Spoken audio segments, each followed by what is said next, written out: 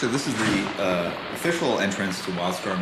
As you can see, it's super dark in here. The lights are off. The walls are painted this dark gray.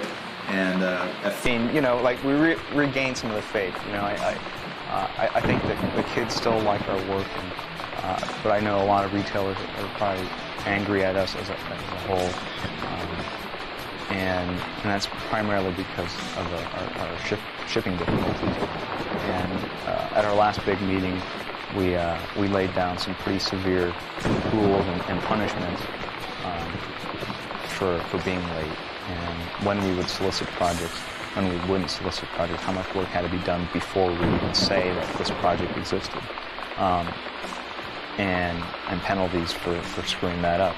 So next year you'll either see a lot of books come out in time, or a lot of people leaving Image as they get fired and can't. So I'm not two owners or whatever, Live from the world's financial capital, New York City, this is Moneyline. Marvel Entertainment fell 3 1/4 today, closing at 49.5. The reason, some people say, is because of what you're about to see. I'm here with one of the top talents in the comic book business, Jim Lee. Jim, it's great to...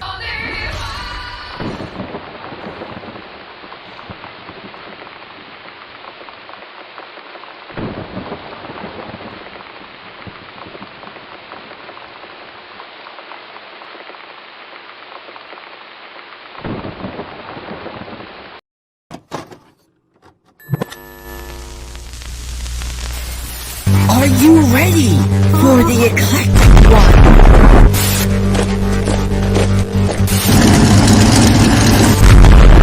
AKAPAD is here.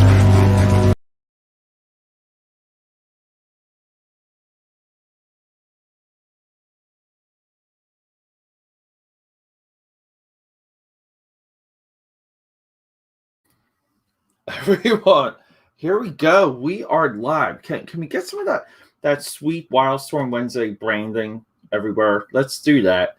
Welcome, Peter A. DeLuca here. I'm just having screen yard problems. It's because I'm a little bit out of practice, but here we go. Total excellence in the house. Everyone, Peter A. DeLuca here, aka Pad69 on some social media networks. Look, I'm an artist. I'm a podcaster. I'm an IT ninja. I search the internet for amazing talent, for awesome people like you out there to collaborate with.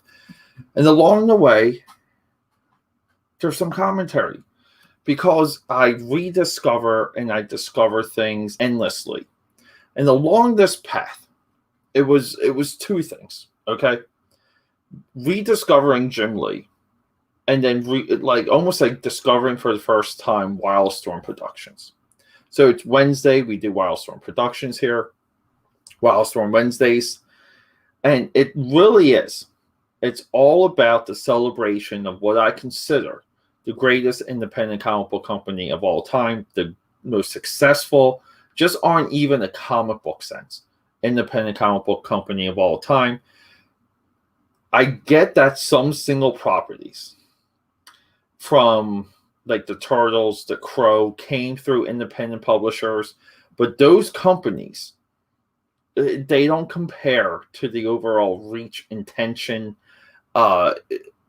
production fortitude that Wildstorm had. Okay, Wildstorm was like this perfect mix of highly creative military science fiction superhero comics.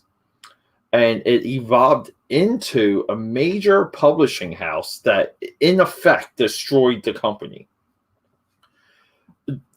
The closest company, in my opinion, that compares to Wildstorm Productions and what Jim Lee put forward is Chaos Comics. Okay, and Chaos, in all, body-wise, doesn't compete with Wildstorm.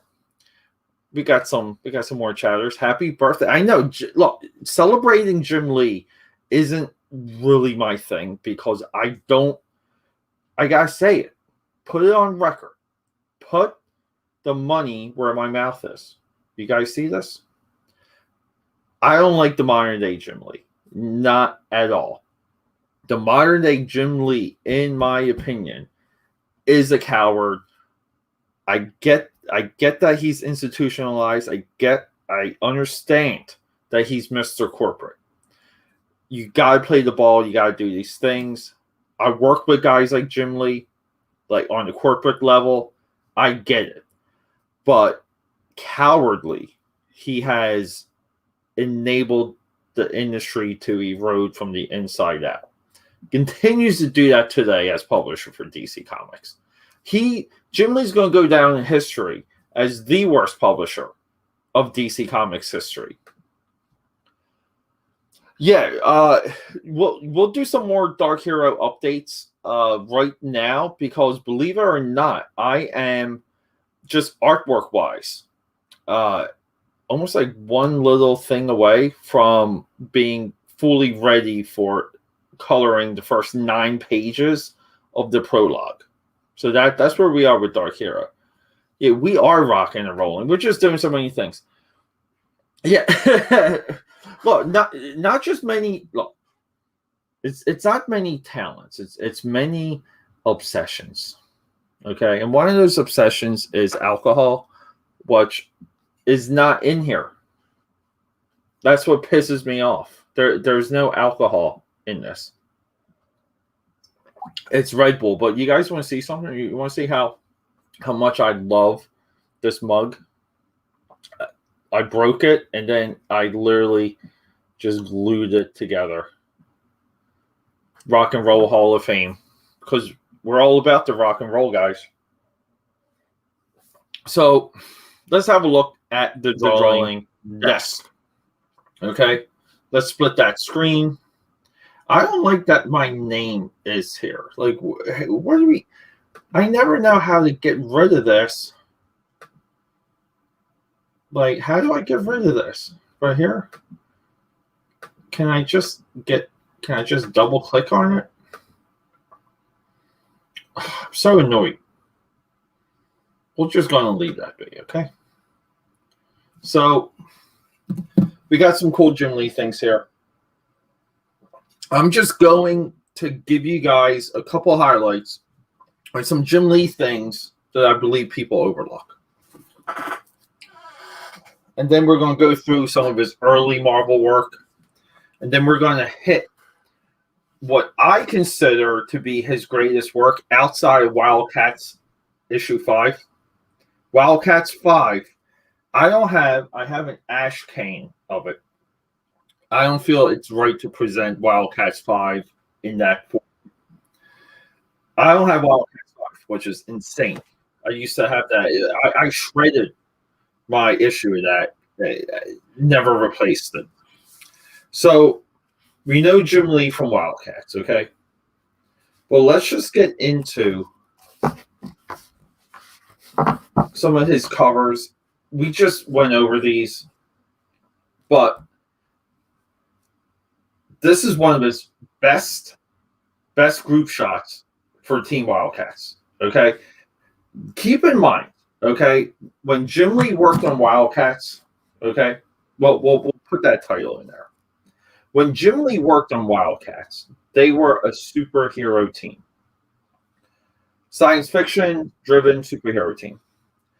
Not so much of the military. A lot of the military stuff really came in through Deathblow, Gen 13, Grifter. Wildcats they were like the X-Men, but visually, they were superheroes, and visually, that's what we wanted. So what happens with Wildcats is that Alan Moore basically comes in, shatters the team through this crossover. And then we kind of have these runs where Tony Robinson, right? Tony Robinson, right? He had a good arc where it was like Wildcats superhero proper. Alan Moore breaks apart the team. We have Wildcats in space. We have Wildcats on Earth. And then we get some of the Alan Moore weirdness, character-wise. He did this to Youngblood. I still say Alan Moore took the superhero out of Youngblood as well. And then we have the Joe Casey run. And Joe Casey, Wildcats 2.0, Wildcats 3.0. Yeah, it's good stuff, but it's not Wildcats. So when it comes to visually, like just a visual, this might be Jim Lee's greatest team shot ever. And then we got this. I just got this the other day. This is just literally one of my all-time favorite covers. There's a very easy triangulation. The poses are great. He's so good with some of the shadowing, like underneath his foreshortening. And you really see, look, there's great torque here. And look, classic Marvel stuff. Look at that through line. Okay? And look. Torque here. Look at those hips and look at those shoulders. Okay? Great stuff. The Skeleton Warriors, dude.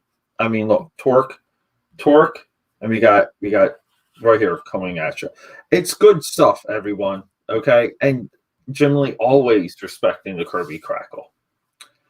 Savage Dragon, this is the Image X over month where everyone traded the titles. Savage Dragon 13 cover. Legit. Okay. Always love. I love the shadows in this. I love the production. I think the coloring is some like Wildstorm's best. But the shadowing I'm talking about is everything like below the light. See, this is the light source, and just the way how he drops these shadows here makes like everything's just drawn to here, and it is another triangulation. Really cool stuff. Now, you can't say the same about the interior because I'm convinced Jim Lee did not draw the interiors very well. These were quick layouts, and then Richard Bennett came in on top of that. So I'm still going to do this like stack where I'm going to go through what I bought in Buffalo, what I just got at the dollar store, and what I just got at the comic shop. We're going to do like a really big stack. We're probably going to do that tomorrow night. Well, during that stack, I was going to reveal this because I had a pretty good Wildstorm vein that I found in Buffalo or Niagara. And I was really happy to find this because I thought at one time the Ultraverse premiere, this might have been like a mail away book. And yeah, we all have Jim Lee on the interior. We got some wonderful Norm Brayfogle though. Okay, if you're into ink, you guys study Norm Brayfogle because his ink is just phenomenal. But we get this Jim Lee cover. This has always been one of my absolute favorite Jim Lee covers. I mean, it's just what the hell? Okay, easy. I mean, look, through line, like it's such an easy to look at cover. The forms are perfect. The energy on the sword, the black behind the cape. This very well could have been a very quick sketch that he just like threw off, but the proportions and the forms are there, so you gotta love it. So those are some of my I think undervalued Jim Lee covers. We're going to go through Wildcats 1, which I consider one of his. I think Wildcats 1 is better than some of his X-Men work. There's so much storytelling in Wildcats 1, but then we're going to have the perfection of Jim Lee's storytelling with Wildcats X-Men Silver Age. He has his own cover for this. My entire life, I feel like I've only been able to find the Neil Adams cover. And then the highly, highly, highly underrated, underappreciated Fantastic Four Volume 2, because we're at Heroes Reborn, Volume 2, Issue 3, but one of the best Captain Americas is within that issue. So we got that, okay? But let's just have a little bit of a look at, we've done videos on this before. But to really respect Jim Lee, we respect his evolution. And it just seems like his Alpha Flight stuff's been getting some like solid attention. It's always been overlooked. Like people just blew off his Alpha Flight stuff. But if you go through just some of these covers alone, like keep track of the issue counts: 58, 60, 61, 62, 75, and then here we go. Ready? So, like, 2.5, 3 years, we're getting a Jim Lee now. Okay, the cross hatching again, shapes, forms. He's really good with leaving negative space within his characters. Okay, he always draws his characters in like a broad stance that creates a level of movement because we can see the space between the limbs. Look, a lot of us, we draw a lot, we practice, we're all creators. Anyone watching this, I'm assuming you are a creator. You get lost in the sauce sometimes with your poses, and you're wondering why they don't sell, why they don't carry through the way that they should. The reason is because you may be blocking the figure within itself. But see, open spaces, broad stance. And then we have really like what gets the attention now when it comes to pre-X-Men Jim Lee Marvel. Because the Punisher has this crossover with Wolverine, people went crazy for that. I bought these issues for maybe 25 cents each, maybe a little bit less recently. The Jim Lee Punisher War Journal is with Carl Potts, script and layout. Look, Carl Potts worked with him on Alpha Flight, worked with him on Punisher War Journal. But what we have here, it's not so much of a Jim Lee hatching. We don't get a lot of the Jim Lee poses at this era, but he nails down his use of blacks and his use of darks. And as we go from issue to issue, okay, again, it's important to have a stack like this, because the analysis you want to take away from going through this stack is you want to be able to chart the evolution and maybe even pinpoint the issues and the panels that it starts happening. Now, a lot of books, a lot of pages, a lot of comic book production is not drawn in sequence. For me, I work on, if I have like 5, 6, 10 pages, I go through every single page first and I do all the money shots. And then I chip away. I have like a process to chip away at the pages. But here we go. Issue 8, we see more and more Jim Lee.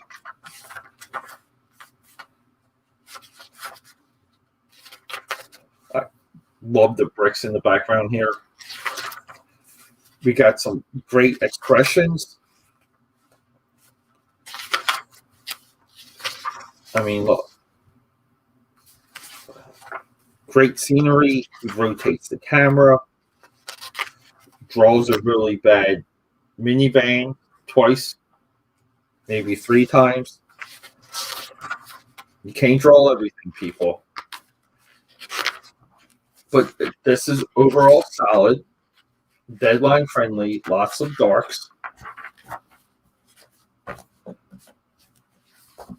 9, 10. So 10 should have this might have a sequence with like the Bushwhacker. But you really see, I mean, there's a reason why what's not here is those Wolverine issues. And the reason, I mean, look at this flashback here.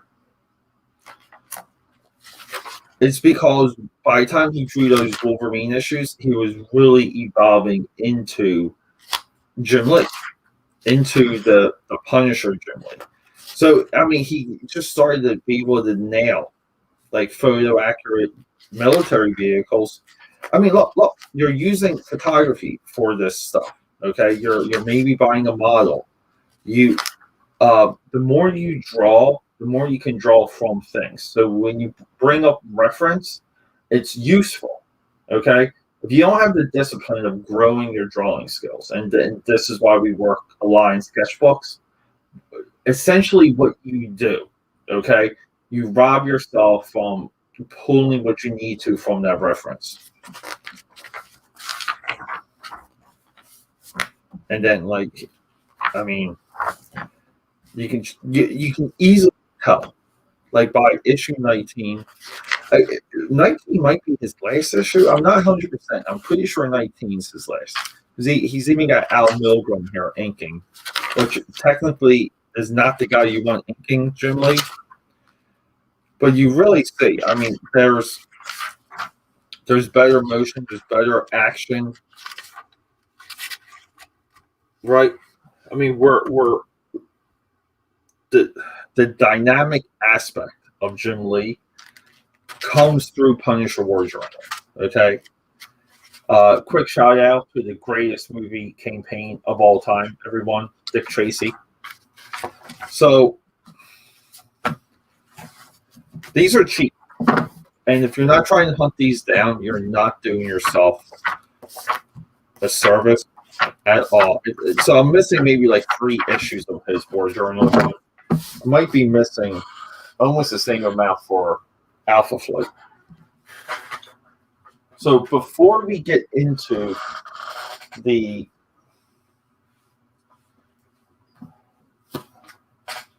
gotta talk before we get into his individual issues.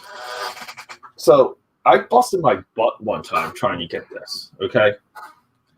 And then it like came up in price. It came down. I got it maybe for like 15 bucks on Amazon. And you want to buddy this with the Hush Deluxe Edition, which is the pencils. But we're not doing a full analysis of Jim Lee. We're really doing the broad strokes.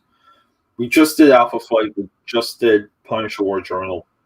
We see where he goes with Wildstorm. Right?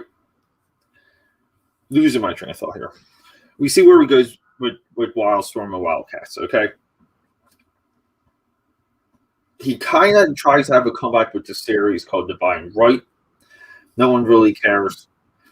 Creates another book called C23 with Wizards of the Coast. Okay, he's involved with like a video game named Blackthorn. The Wildcats TV show fails. So the big comeback for Jim Lee really was Hush.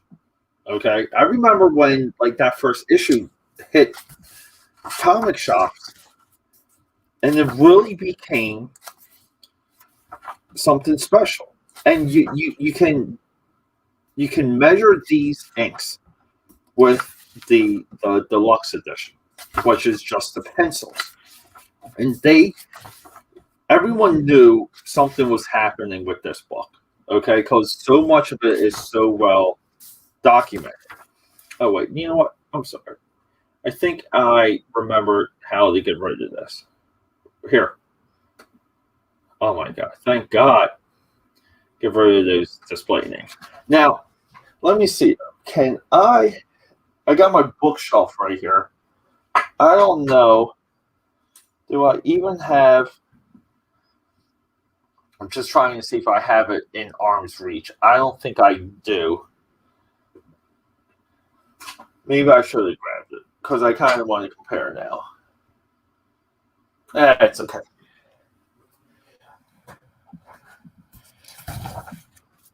But the Nor version of Hush, I mean, I don't know why you would want the floppies. I don't know why you would want the colored trade or a absolute edition. The Nor version of this story, it's really like it's peak comeback Jim Lee. Now from here, yeah, so and so JLA, so and so Suicide Squad. I love the Suicide Squad stuff so much more. And then he does like 2 Superman runs. One's called Superman Unchained for the New 52. I don't know. Yeah, I just got a couple issues of that for $1. First time looking at the Superman Unchained. I really don't know. Jim Lee, his mind, like the way how he thinks, the way how he looks at forms, it's like it's almost like built for the complexity of teen books, X-Men, Wildcats, even Divine Right, because Divine Right has a big cast, and it's built for which is like his Alpha Flight roots, and it's built for dark solo books. Punisher War Journal, Death Blow. Death Blow was really like a thing. Okay, a lot of people liked Death Blow when that came out. That was like Jim Lee's bread and butter, because he couldn't keep Wildcats on schedule. It's got to be a dark solo character or a team book that has a combination of characters that come through with his like personality. The Man of Steel, the point I'm getting at is MOS just doesn't lend itself to Jim Lee, because it's just not dark. And for some reason, Jim Lee and the Dark Knight, it does work. So, I mean, anyone out there that wants to understand inking, you need that book. So, let's just do a quick flip through. So, I kind of said, and I do stand by. Look, I just did another video where I think the Wildcats Adventures, the animated Wildcats book, kind of does Wildcats better than Wildcats. Wildcats never had a rhythm. Robinson writes it rhythm, Casey writes it rhythm, Alan Moore writes it rhythm, but none of them are like the Wildcats. And this is one of the it's torture. It really is torture going through this book, because you never buy the struggle. You never really buy the let's get me out of here, right? You never really buy the struggle in Wildcats, which is an intergalactic alien war. But look at this sequence here. It's just awesome. Okay?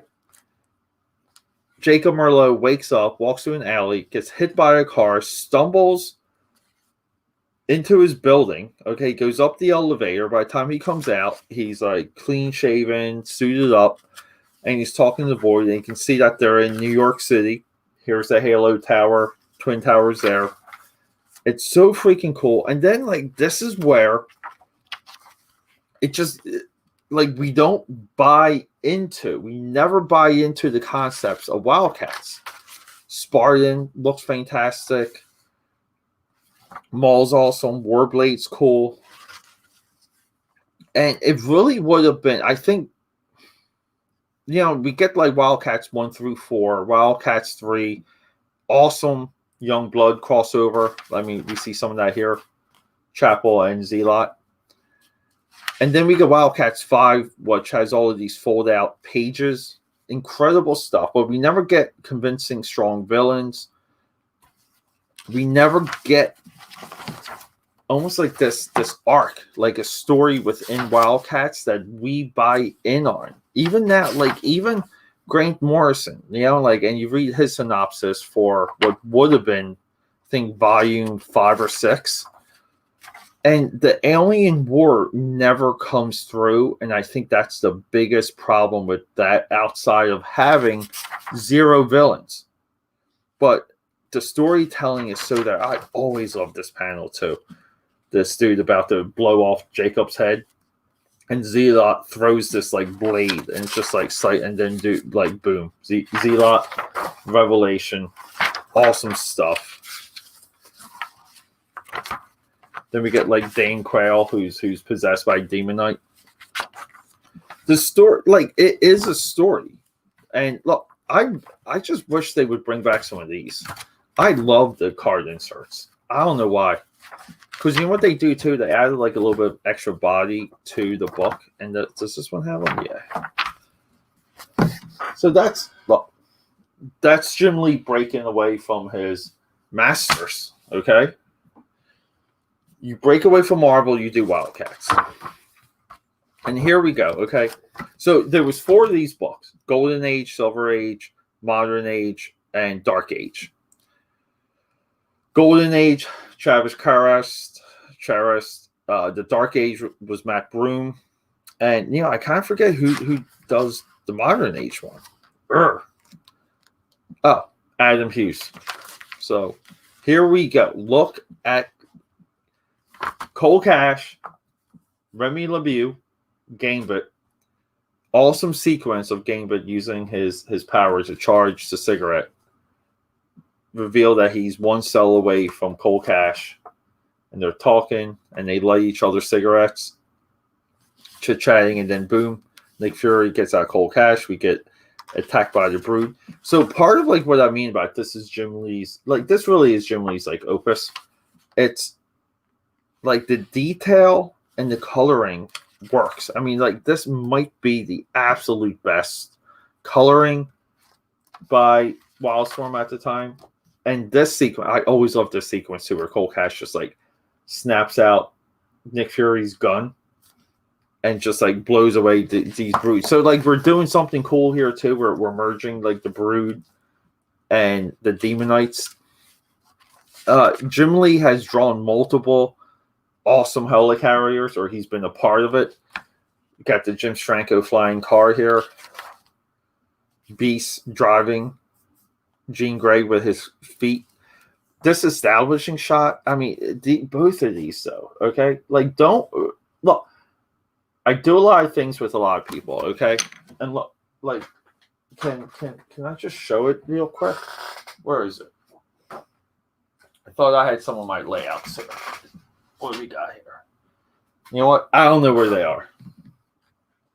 I was going to show you guys something. Oh, here we go. Look, like, I'm just doing layouts for someone, and like I throw in this establishing shot. Okay, it's do your establishing shots because they fucking work. We got some in the wrestling aces. Aces, hail! What is happening? Yeah, great reveal, right? So but let's get into some of this though, okay? Because everyone overlooks how great, like how well thought out this is. Because we're getting like these X-Men money shots. We're getting the X-Men kind of like on vacation. We have some of his best drawn women here. Look, Jim Lee drew a couple issues of Gen 13. It doesn't hold a candle. Doesn't hold a candle to Jay Scott's Gen 13. We got Chris Hicks in the house. What's up, boy? It doesn't hold up. Okay. Everyone stay here and hang out because we're going to do a full Dark Hero update since Chris is in the house. Jim Lee just drawing tech like a mother effer. Jim Lee breaking panel borders. Okay. It's just pound for pound. This is a universe that you just want to spend more time in. Incredible money shot. He does these animatics here that really aren't Jim Lee, but they're so well constructed, they work. The white background here, again, great establishing shots. And look at this panel here. Like Jean Grey just having this like vision, this like flash. I mean, look at that. And look, white background. He's so smart with these white backgrounds. And the positive, negative tree branches, which is something he's used that in many Deathblow pieces, even all the way up to his most recent Deathblow piece for the Wildstorm 25th anniversary. But look at these panels, though.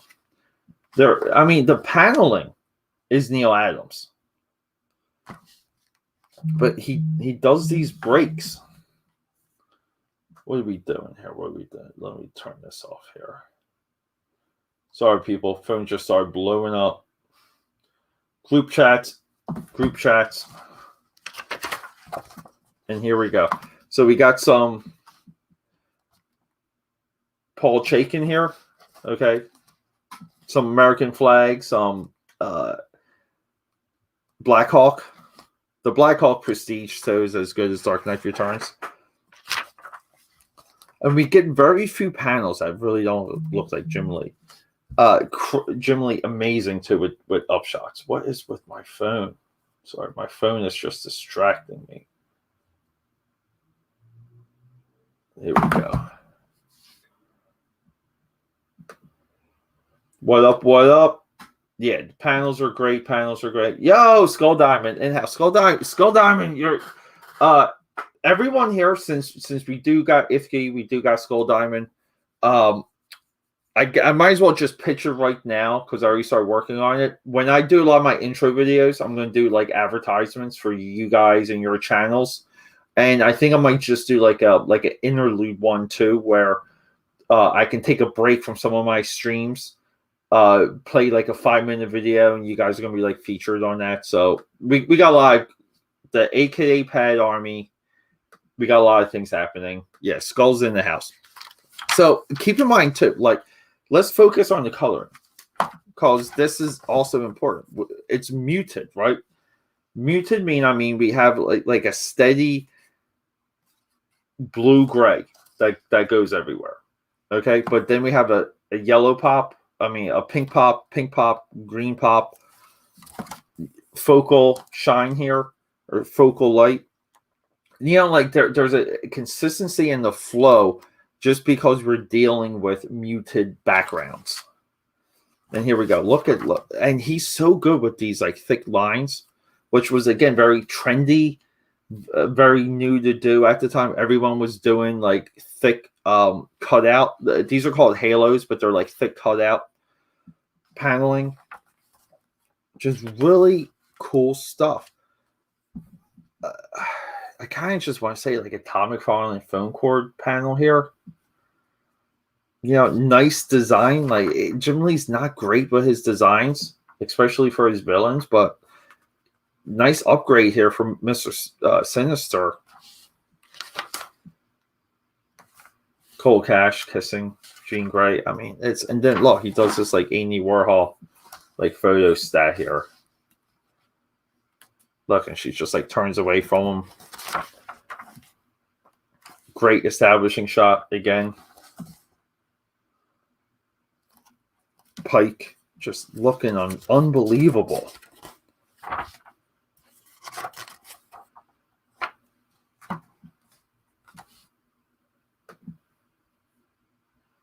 FK5, yeah, you're back in the house.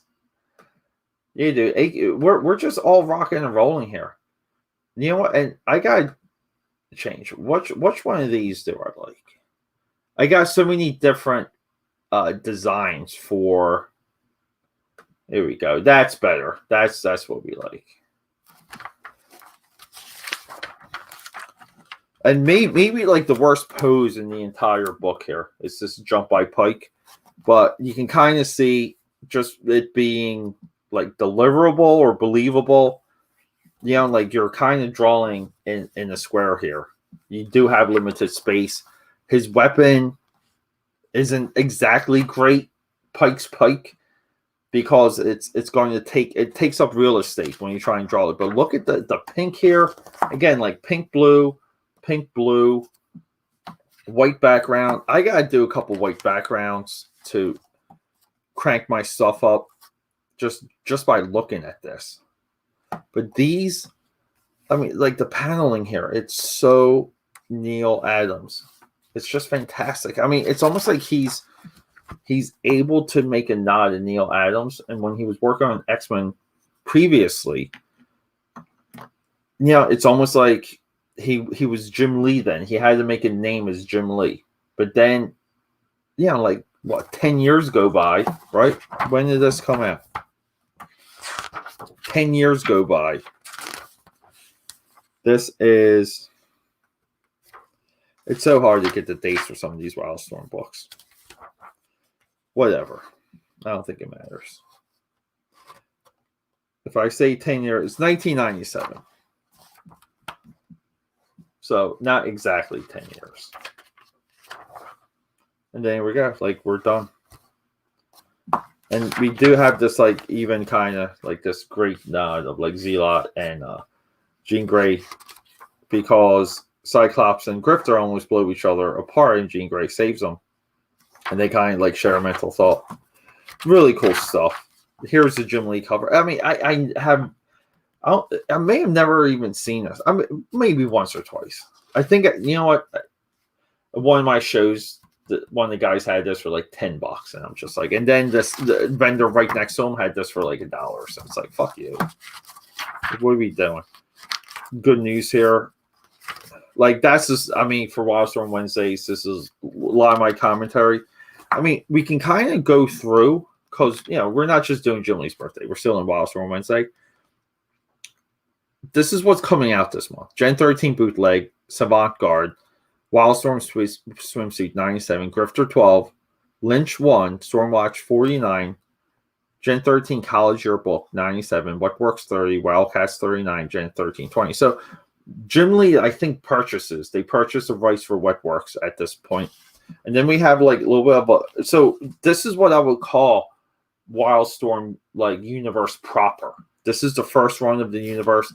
Stormwatch, the deconstruction of Stormwatch leads to the, like, this unraveling for the rest of the Wildstorm universe. But we do kind of have a run of failed books. Lynch, right? Nobody wants to read a Lynch book. We have Savant Guard, Phantom Guard. We have these, like, other books that come out through Wildstorm that just chip away at this superhero, military, like, science fiction, like tree. Okay, whatever. Tree. It's a tree. But yeah, and then look, Homage Comics, Kurt Busiek, Astro City, one of the best superhero, like, non-major company superhero books ever, and Leave It to Change. So this bleeds into these other imprints. We have Homage, we get Cliffhanger, we get ABC Comics after Alan Moore leaves, Rob Liefeld's Awesome Entertainment. And I know I'm forgetting one or two of them. The licensing arm hasn't come in yet. And then, yeah, here's, like, the Wildcats goal with it. Chavis Cherished, right? Just really cool stuff, though. So, and then, like, Rob Liefeld was doing these X-Men Young Blood crossovers, and they had, like, similar logos and stuff. So let's do some updates. Let's do some updates, okay? What do we got here? What do we have? All right. Update number 1. What the hell is that? Well, let me show you guys. So there's so much when it comes to pages here. So I'll just tease this. So we can kind of go through these layouts, okay? Like some Dark Hero layouts.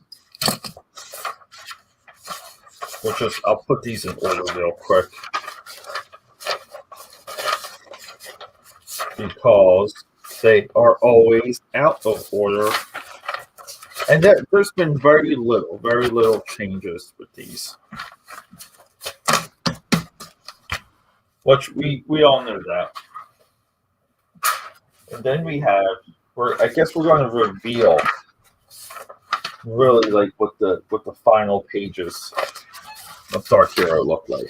So this essentially, so this is the logo of Dark Hero when he's on Earth. This is his high school sports, like, team. Okay, they're the Black Bucks. Dark Hero. This is the prologue. So we go through the phases: superhero war, superhero death, leaves Earth, flies through the cosmos. As he flies through the cosmos, he almost like meets. He comes to the end of existence, returns to Earth in the blink of an eye, and then his final form, which is like this, but not this design. But his final form is this. So he goes from like Clark Kent to that, or Superman to that.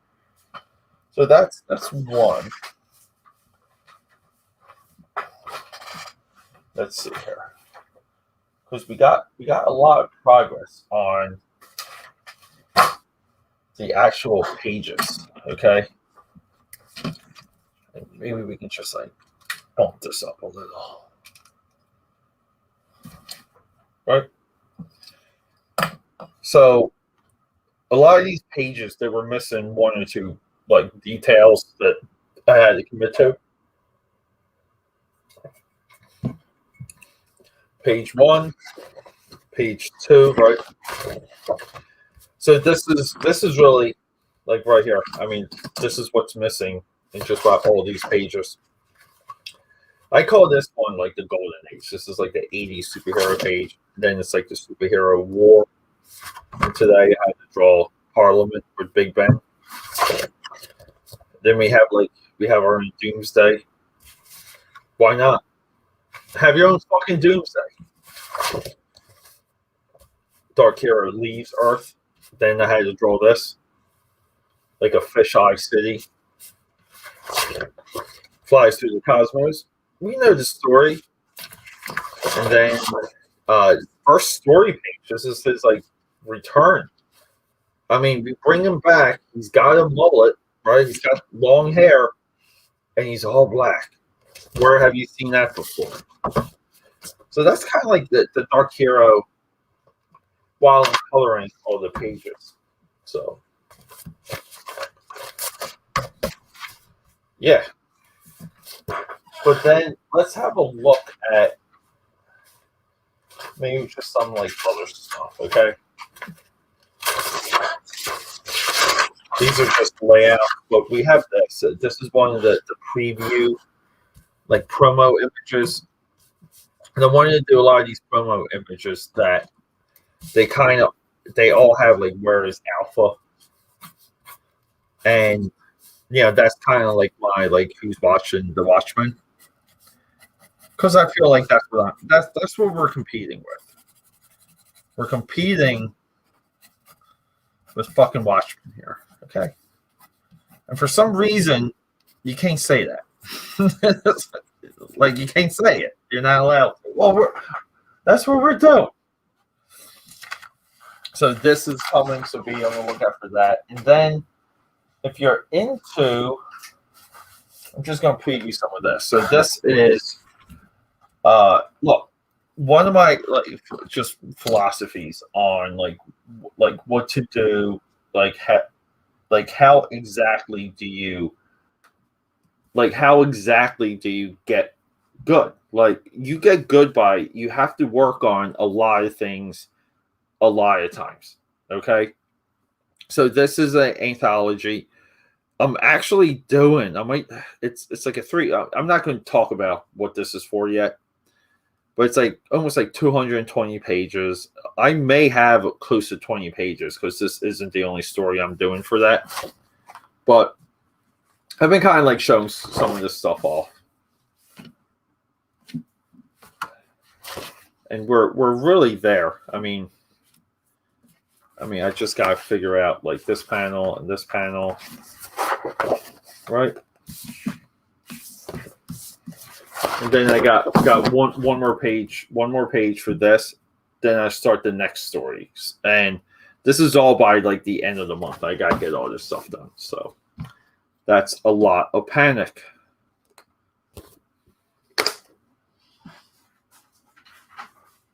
Drives you crazy. But keep in mind too, like that story also has like full layouts. Okay. So everyone,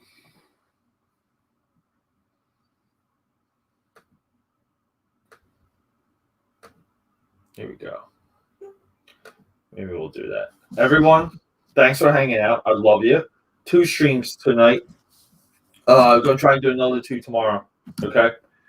We're going to do a big comic book haul, so a big comic book hangout session, and then we're going to do Turtle Soup Thursday. So be on the lookout. Be on the lookout, and let's sign off with a video.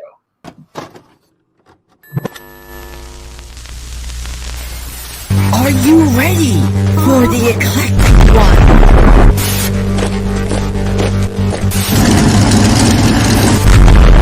AKAPAD is here.